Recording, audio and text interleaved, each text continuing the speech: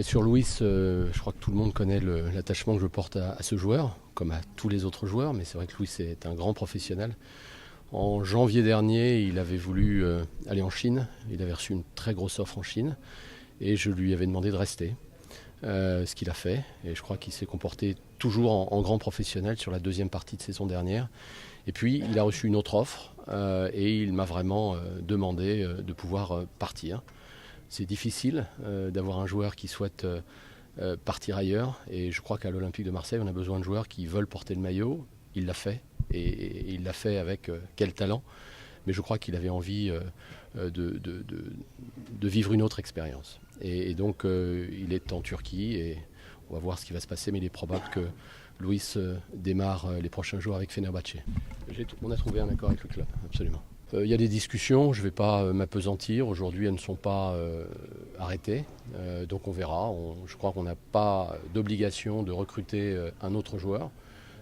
Si on doit continuer avec le groupe tel qu'il est aujourd'hui, on le fera. Il nous reste encore 24 heures. Il peut y avoir un départ de Luis sans arriver du côté de l'OM. Non, on a évidemment des contacts avec d'autres joueurs et on verra ce qui se passera d'ici la fin du mercato, mais il n'y a pas de pression particulière sur ce sujet. Ouais, j'aime bien votre expression, des belles promesses, c'est ce qu'a montré je crois Dario et Alvaro qui semblent avoir déjà conquis le public. Même chose pour Dario. Moi, je crois qu'il ne faut pas s'enflammer, on progresse semaine après semaine. On joue contre des équipes difficiles, on a un début de championnat contre des équipes difficiles. Il faut être très modeste, on l'a vu ce week-end, la vérité d'un week-end n'est pas forcément celle du week-end suivant. Donc il faut être humble, travailler et il y a un nouveau coach, je crois qu'ils adhèrent pleinement à sa méthode, mais évidemment il va falloir encore beaucoup de travail pour s'aguerrir et progresser. Vous voulez dire que personne n'y croyait, c'est cela? Nous on y croyait, mais voilà, c'est le tout début du championnat, donc l'idée c'est de ne pas être découragé après une défaite et de ne pas s'enflammer après une victoire, c'est de travailler encore une fois et d'essayer d'être le meilleur possible sur le terrain. Je ne sais pas s'il y a eu des débordements, il y a peut-être eu un peu trop de fumigène à mon goût, ça c'est certain, mais on nous avait promis quand même l'enfer, non? Enfin, j'avais lu, y compris chez certains de vos confrères, que l'atmosphère allait être électrique, que le match allait certainement être interrompu.